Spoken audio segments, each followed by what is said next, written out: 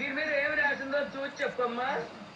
Shake well before use, వాడే ముందు బాగా షేక్ చేయాలి అని రాస్తుంది. Very good very good very good. Shake చేయడం అంటే ఏంటమ్మా? నేను చెప్తాలేరా, కరెక్ట్ గా నేను ఏమనుకున్నాను అదే చెప్పారు నువ్వు.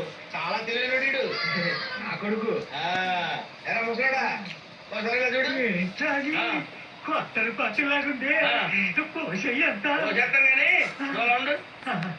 ముగ్గురు పెళ్ళాలు ముద్దుల మొగుడు కదా, మంచి రొమాంటిక్ గా ఉన్నాడు. మందు చూడగానే గొర్రెలు వేసినట్లు వేసాడు. షేక్ వెల్ బిఫోర్ యూజ్ అంటే మందు ఊపాలన్నమాట. బాగా ఊపన్నా లేరా అమ్మో ఇష్టపడున్నాడేంటి.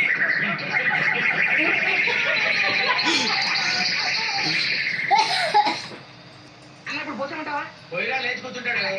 ఇలా అయిపోయాడు నాకు డౌటే.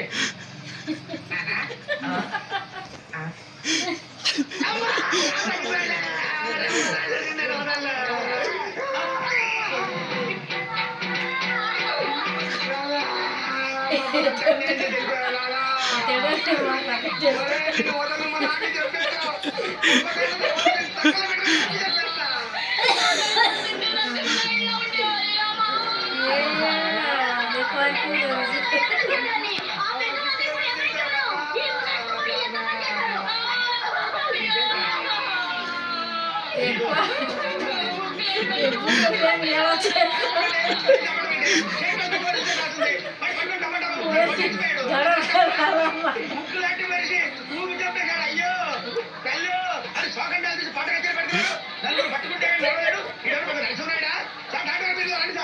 చెప్పండి. బాగాలేకపోతే పంపించారంట, ఆవిడ చచ్చిపోయాడు. దాన్ని పోయి నన్ను తీసుకొచ్చి నేనే చంపేశాను, నన్ను సంఖ్య పెట్టుకుని చంపేస్తాను అన్నట్ట.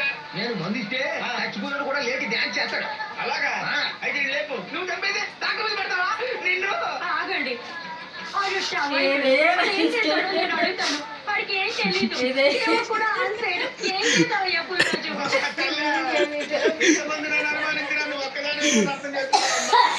నువ్వు నా బంగారు తల్లి, నువ్వు నా బంగారు తల్లి. ఇలా ఊపండి డాక్టర్ గారు. ఇంత మాత్రానికి నేను చెప్పాను అన్నారు చూడండి.